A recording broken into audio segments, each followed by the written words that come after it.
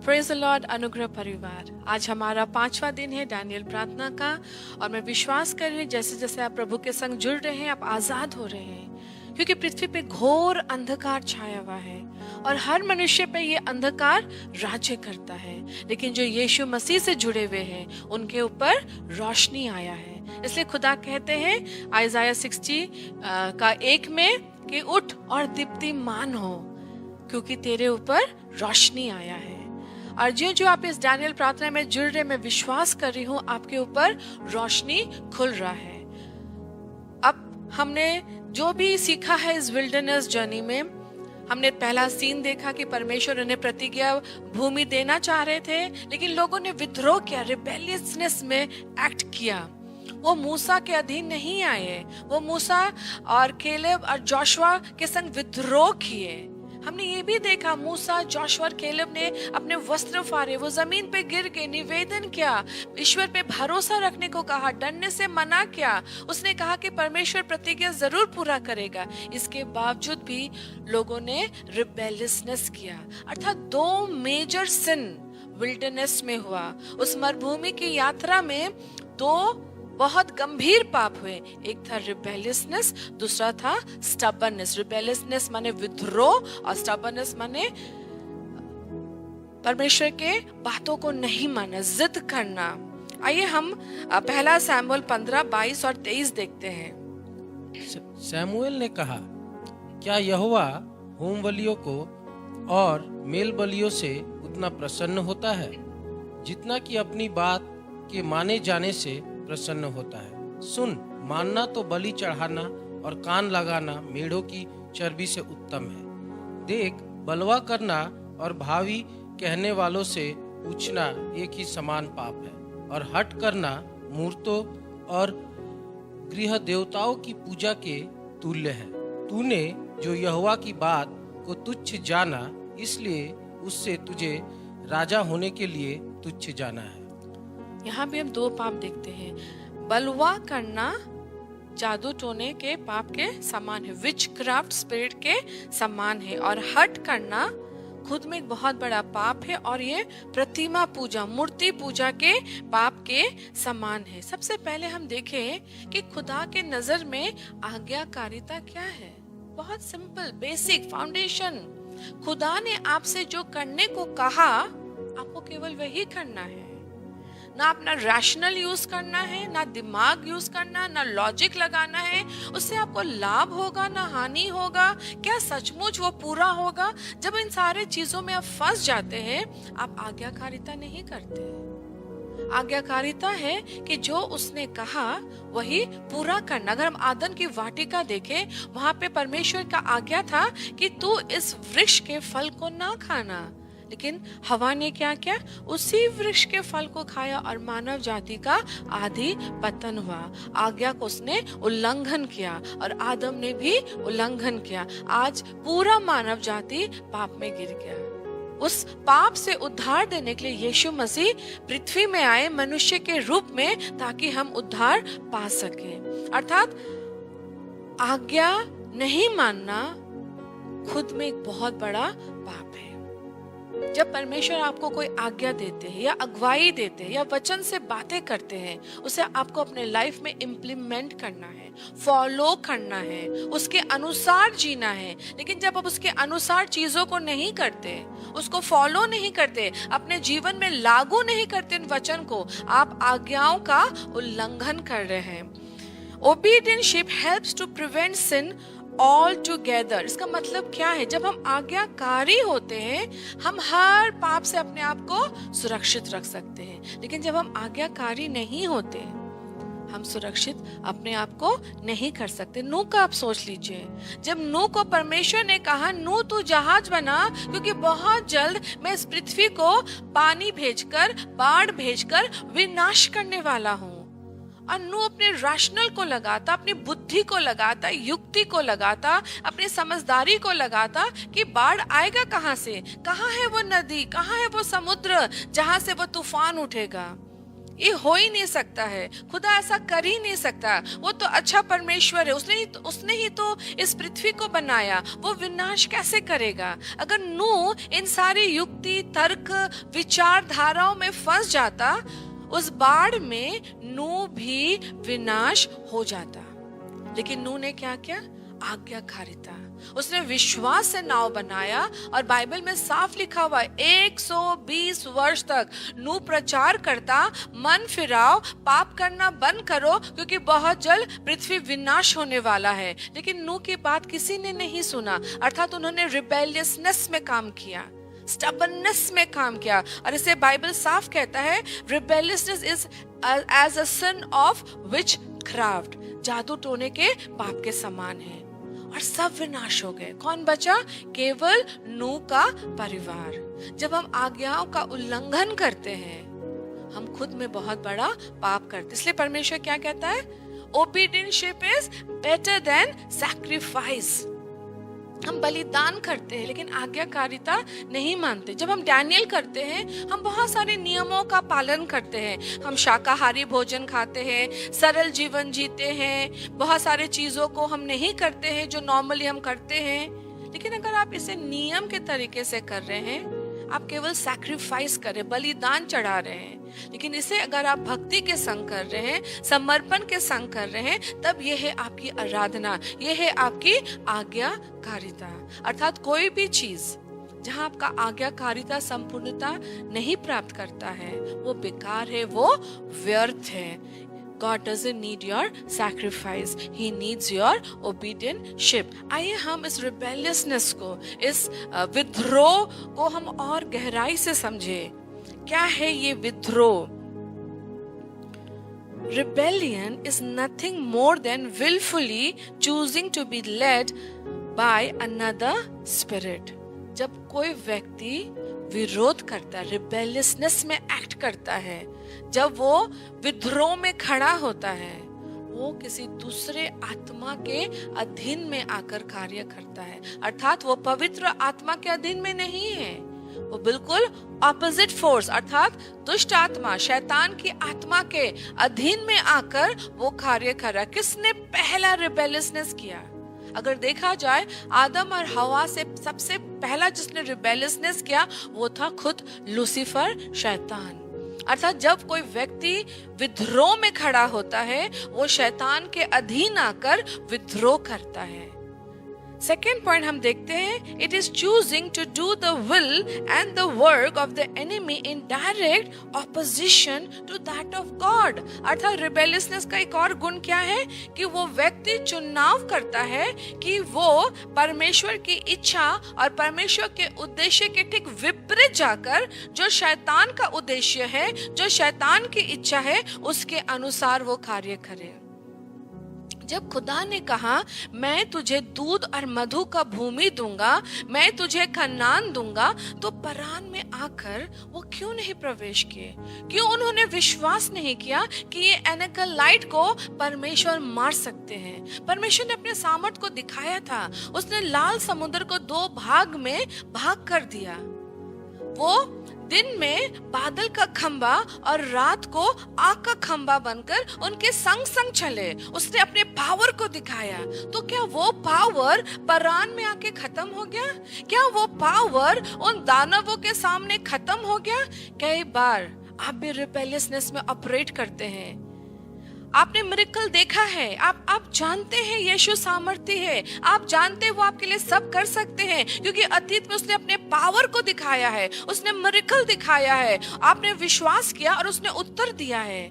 फिर अचानक से ये कौन सा समस्या है जहां आपका विश्वास टूट रहा है, जहां आप विद्रोह में जा रहे हैं, जहां आपके अंदर क्रोध जन्म ले रहा है, चर्च के विरुद्ध, पास्टर्स के विरुद्ध, बाइबल के विरुद्ध, ईश्वर के विरुद्ध? ये कौन सा वो घोर अंधकार या निराशा आपको घेर रहा है कि आप अपने विश्वास को इन इस्राएलाइट के समान थामे नहीं रह पा रहे? वो कौन सा अनक है, वो कौन सा दानव है जो आपके सामने खड़ा हो गया है और आप दुर्बल हो रहे हैं?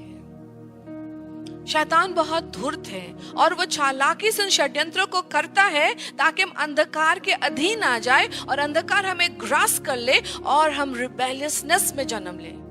हम माइंड में सोचते हैं कि हम यीशु के हैं, हम उस पर विश्वास करते हैं, हम कोई प्रतिमा पूजा नहीं करते, हम टोना नहीं करते, हम जादू टोना में नहीं है, लेकिन कहीं ना कहीं वो जादू टोने के पाप में आप फंस गए हैं अपने रिबेलियसनेस के कारण।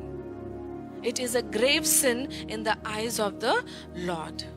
नेक्स्ट हम पॉइंट देखते हैं, Therefore to him that knoweth to do good and does it not, to him it is sin। जो जानता है कि सच्चाई क्या है, अच्छाई क्या है, लेकिन फिर भी उसे वो करता नहीं, तो वो खुद में एक क्या है, पाप है। ये नहीं कि आप गलती कभी नहीं करेंगे, ये नहीं कि आपसे कभी पाप होगा नहीं, लेकिन जैसे ही आपका एहसास हुआ है कि मैंने पाप किया, मुझसे गलती हुई है, हाँ ये सही नहीं था, जब वो एहसास आता है तुरंत आपको अनुताप में प्रवेश करना चाहिए, तुरंत अपने लाइफ को आपको करेक्ट कर लेना चाहिए, आपको बदलावट की ओर बढ़ जाना चाहिए। अगर आप ये नहीं करेंगे, दैट मीन्स आप एक रिबेलियसनेस में एंटर कर रहे हैं, और अगर उसका रूट गहरा हो जाएगा तब फिर क्या होगा, वो विचक्राफ्ट स्पिरिट्स आपके ऊपर राज्य करने लगेगा। आपको पता वो दो विचक्राफ्ट स्पिरिट कौन सा है, जेजेबेलाइट एंड लेवाइथन स्पिरिट। जेजेबेल है कंट्रोलिंग डीमन और लेवाइथन है ट्विस्टिंग डीमन। जब ये सिन में कोई गिरता है तो ऑटोमेटिकली जेजेबेल स्पिरिट उसके ऊपर कंट्रोल लेता है, और वो व्यक्ति भी हर चीज का कंट्रोल लेने लगता है।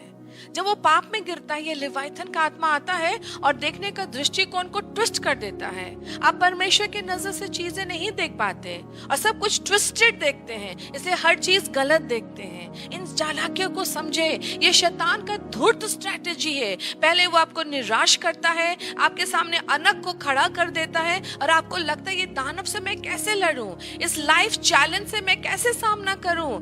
लेकिन अतीत में तो परमेश्वर ने किया है आपके लिए, आपने तो देखा है उसके पावर को, तभी तो आप उस पर विश्वास करते हैं। तो अब ये कौन सा नया दानव है जिसे खुदा मार नहीं गिरा सकता। और जब आपका विश्वास आघात पाता है, जब आप दुर्बल हो जाते हैं, इसी स्थान में ये रिबेलियस स्पिरिट एंट्री ले लेता है और आपके सबकॉन्शियस माइंड में काम करने लगता है। और जब आप उसे छोड़ देंगे, रिपेंट नहीं करेंगे, एहसास नहीं करेंगे, ये विचक्राफ्ट स्पिरिट, ये जेजेबेल स्पिरिट, ये लेवाइथन स्पिरिट आपके लाइफ को कंट्रोल करने लगता है through the spirit of rebelliousness. Second point हम देखते हैं, द स्टबर्न स्पिरिट। यहाँ लिखा हुआ है, ये जो हठीला आत्मा है, ये जो जिद की आत्मा है, it is as iniquity and idolatry, अर्थात जिद करना, हट करना गहरा पाप है और प्रतिमा पूजा के समान है। आप कहेंगे अरे मैं तो चर्च जाता हूँ, मैंने तो बपतिस्मा लिया है, मैं तो डैनियल प्रे में हूँ, फिर मैं प्रतिमा पूजा कैसे करता हूँ। वो हट की आत्मा, ये मैं नहीं कह रही, ये बाइबल कह रहा है। आप खोल लीजिएगा 1 शमूएल 15, 22 और 23 में, वो साफ लिखा हुआ है। ये जो हट की आत्मा है, ये खुद में एक पाप और प्रतिमा पूजा के समान है। What is stubbornness? हट क्या है, जिद क्या है? It is refusing correction and repentance. इनकार करना, रिपेंट करने का और अपने आप को करेक्ट करने का इनकार करना है हट। माने मुझे कोई करेक्शन ना करे, मुझे कोई ना सुधारे, मुझे कोई आके ये ना कहे तुम गलत हो, तुमसे गलती हुआ है। ये हटीला आत्मा प्रतिमा पूजा के समान है। आप क्रिश्चियन है तो क्या हुआ, आप चर्च जाते हैं तो क्या हुआ, आप ऑटोमेटिकली इस पाप के कैटेगरी में गिर गए हैं। What is iniquity, what is sin? Sin is wickedness against the Lord. जब आप पाप करते हैं, परमेश्वर के विरुद्ध कार्य करते, वो दुष्टता का आचरण है जो खुदा के विरुद्ध जन्म लेता है। हवा तो कह सकती थी कि नहीं नहीं, मुझे ईश्वर जैसा नहीं बनना, मैं ये फल नहीं खाऊंगी, मेरे खुदा ने मुझे बहुत अच्छा रखा है आदन की वाटिका में, मुझे यहाँ पे अधिकार दिया है, ये हर चीज मेरे अधीन है, केवल इस पेड़ के फल को नहीं खाना, शैतान मैं तेरे बातों को नहीं सुनूंगी। लेकिन उसके अंदर लालच आया कि मैं खा के तो देखूं, शायद मैं ईश्वर जैसा बन जाऊं। Sin is wickedness, it is a attitude of wickedness. जब हम परमेश्वर के विरुद्ध दुष्टता में कार्य करते हैं। And what is idolatry? It is choosing to give your service, obedience and alliances to another God. अर्थात आप अपनी सेवा, भक्ति, आराधना, उपासना, आज्ञाकारिता, कार्य जब किसी और चीज को देते हैं, और परमेश्वर से ज्यादा उसे प्रथम स्थान देते हैं, चाहे वो नौकरी हो, चाहे वो परिवार हो, चाहे वो बीवी हो, चाहे वो धन हो, चाहे वो प्रमोशन हो, चाहे वो उन्नति हो, जब वो गॉड के ऊपर चला आता है वो प्रतिमा पूजा है। आप जिस चीज को भी ईश्वर से ज्यादा प्रेम करते हैं, उसकी ज्यादा सेवा करते हैं, उसके आज्ञाकारिता में, या इनफैक्ट मैं बोलूंगी उसके पीछे आप उसकी चीजों को करने के पीछे पड़े रहते हैं, ईश्वर को सेकंड लाइन में फेंक देते हैं, वही चीज, वही व्यक्ति, वही जो भी आप कर रहे हैं, वो job, career, wife, children, promotion, business, income, वो हर चीज आपके लाइफ में प्रतिमा के रूप के समान। It is idolatry in the eyes of the Lord. लोग इन बातों को समझते नहीं, वो केवल चर्च जाते हैं और सोचते हैं मैं सब कुछ ठीक कर रहा हूँ, बट कहीं ना कहीं ये सिंफुलनेस उनके अंदर एंटर कर जाता है और वो गॉड को सेकेंडरी कर लेते हैं। एंड तब इन सारे चीजों में क्या होता है? Leviathan control, Jezebel control, witchcraft control जन्म ले लेता है। इस्राएल ने भी ऐसा ही किया। उन्होंने सीधा बलवा किया, उन्होंने हट किया, उन्होंने वापस जाने का हट किया, उन्होंने दूसरे अगुए को खोजने का हट किया, उन्होंने पथराव करने का हट किया। तब खुदा ने भी एक निर्णय लिया, जब तक ये सारे लोग मर नहीं जाएंगे, इस पीढ़ी से एक भी व्यक्ति प्रतिज्ञा भूमि में प्रवेश नहीं करेगा। अर्थात जब गॉड को इसी चीज का निर्णय ले लेते, उस निर्णय को बदलना बहुत कठिन है। आप धन्यवाद दीजिए कि आप अनुग्रह में हैं। आप धन्यवाद दीजिए आप पुराने नियम में नहीं, नए नियम में हैं। आप धन्यवाद दीजिए आपके माफी मांगने से आपको माफी मिल जाएगा। इस अनुग्रह का लाभ उठाए, अनुताप करे, हट ना करे, विद्रोह ना करे, किसी दूसरे चीज को ज्यादा महत्व ना दे, वरना वो प्रतिमा पूजा के समान है। और आज्ञाकारिता में कार्य ना करे, वरना पाप पे आप गिरते ही चले जाएंगे। चर्च जाना और आना केवल एक धार्मिक नियम के समान हो जाएगा। बाइबल खोलना और पढ़ना केवल धार्मिक नियम के समान हो जाएगा। वो सैक्रिफाइस हो जाएगा, ओबीडियंटशिप नहीं होगा। आइए कुछ वर्सेस को हम पढ़ते हैं बाइबल से। रोमियो 6:16 क्या कहता है?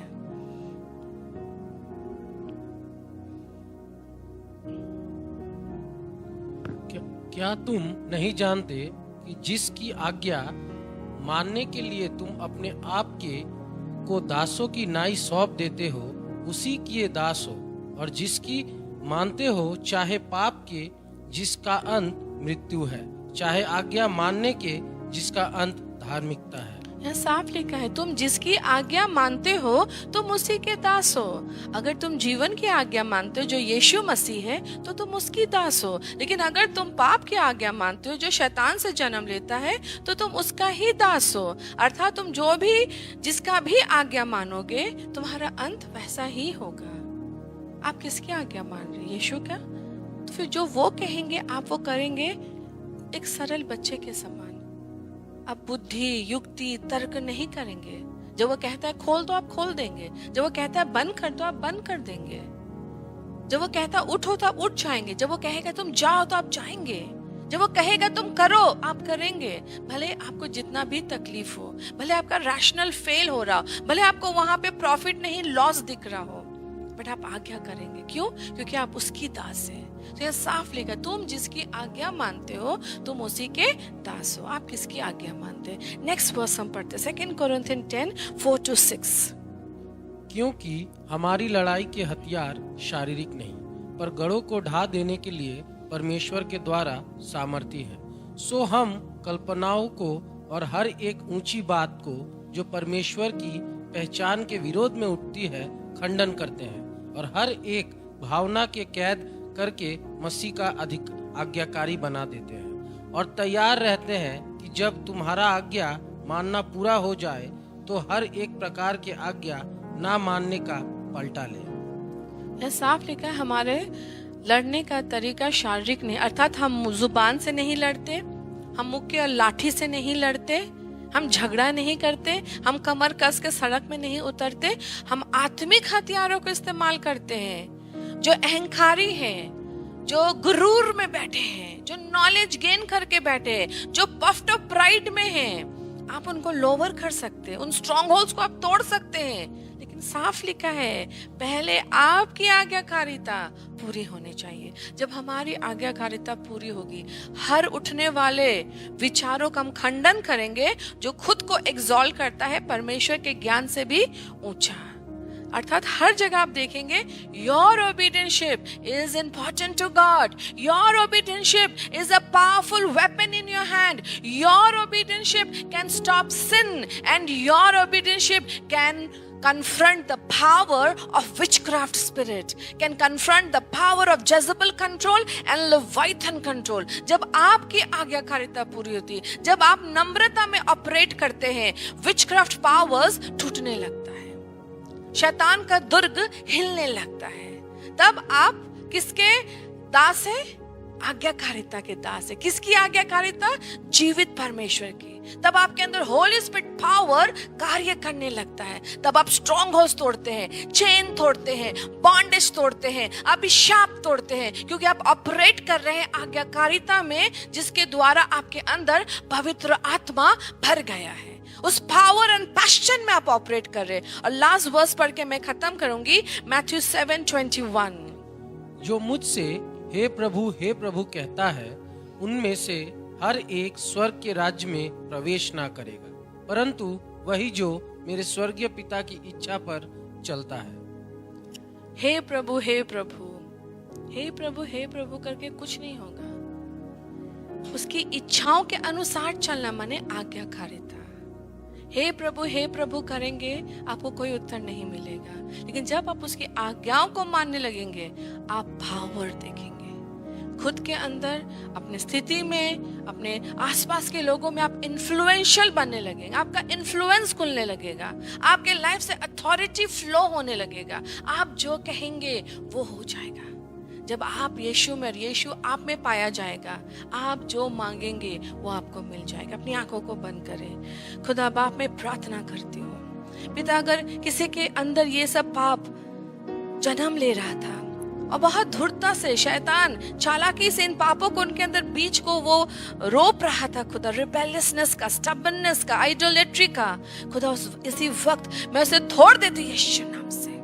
वो झूठ, वो अंधकार जो लोगों को ग्रास कर रहा था, जिसके अधीन आकर वो विचक्राफ्ट स्पिरिट के पावर के अधीन आ रहे थे, उन पावरों को मैं डिसमेंटल करती हूँ यीशु नाम से। एक एक चेन, एक एक बॉन्डेज, एक एक स्ट्रॉन्ग होल्ड, एक एक कैप्टिविटी को मैं तोड़ती यीशु नाम से। वो शैतान का बनाया हुआ दुर्ग और किला मैं तोड़ देती यीशु नाम से। झूठ तेरा बल में तोड़ती हूँ, शैतान तेरे गढ़ों को मैं तोड़ती हूँ, उन सारे रूट्स को मैं अपरूट करती हूँ यीशु नाम से। पिता अगर यहाँ कोई भी रिबेलियसनेस में है, पिता वो नम्र हो जाए। अगर उनका विश्वास आघात पा रहा है, उनके सामने दानव जैसा स्थिति है और उन्हें समझ में नहीं आ रहा वो क्या करेंगे, खुदा उन्हें आजाद कर दे। उन्हें याद दिला, अगर अतीत में आपने मिरेकल दिखाया है, आज भी दिखाएंगे। अगर अतीत में आपने प्रार्थना का उत्तर सुना है, आज भी सुनेंगे। अगर अतीत में उन दानवों को आपने उनके जीवन में हराया है, आज भी हराएंगे। अगर अतीत के बंद दरवाजों को आपने खोला है, आज भी खोलेंगे। You are the same God who is powerful yesterday, today and tomorrow and forevermore. I open faith, I open power, I open the presence of Holy Spirit. एक एक झूठ टूट जा, एक एक शैतान का षड्यंत्र टूट जा, एक एक जेज़ेबेल कंट्रोल को मैं तोड़ती यीशु नाम से। एक एक लेवाइथन अटैक को मेरा खुदा बाप घुड़कता यीशु नाम से। उसके स्टिफ नेक को तोड़ता मेरा खुदा यीशु नाम से। उसके 7 सिरों को तोड़ता मेरा पिता। हर वो विचक्राफ्ट स्पिरिट जो परिवारों को, मैरिजेस को, घर को, संस्था को, चर्च को ग्रास करना चाहता है, उसके विरुद्ध हम खड़े होते हैं यीशु के सामर्थ्य नाम से। पिता मैं एक एक के अंदर आज्ञाकारिता खोलती हूँ। लोग अपने रैशनल को यूज ना करें, फेथ में ऑपरेट करने लगे। जिन चीजों को वो परमेश्वर से प्रथम स्थान देकर बैठे हैं, चाहे वो फैमिली हो, जॉब हो, वाइफ हो, बच्चे हो, गाड़ी हो, बाड़ी हो, उन्नति हो, प्रगति हो, बिजनेस हो, खुदा आज से वो आपको प्रथम स्थान देने लगे, वरना ये मूर्ति पूजा के समान है। और अगर उनके अंदर हट है खुदा, पिता वो आजाद हो जाए इस हटेली आत्माओं से, नम्र हो जाए, आज्ञाकारी बन जाए। शैतान का सामना करे आज्ञाकारी होकर, नम्र होकर, और वो भागेगा। इनकी लाइफ आजाद होगा, सिचुएशन आजाद होगा, घर आजाद होगा, परिवार आजाद होगा, बच्चे आजाद हो जाएंगे। Every power of darkness, I break it in Jesus' name and I open light, रोशनी खोलती हूँ, जीवन खोलती हूँ, यीशु नाम खोलती हूँ। एक को आजाद कर, यीशु नाम से प्रार्थना करती हूँ। सुनिए और कबूल कीजिए। आमीन। प्रार्थना में बने रहे, प्रार्थना निरंतर करें। ये रोशनी का समय है, ये ऋतु बदलने का समय, ये फलवंत होने का समय है, ये बहुगुणित होने का समय है, ये आशीष का समय है, ये बटोरने का समय है। अपने ऋतु को पहचाने। शैतान आपको पीछे विल्डरनेस में ट्रैप करना चाह रहा है, लेकिन यीशु मसीह पवित्र आत्मा आपको आजाद करना चाह रहा है। आजाद हो जाइए।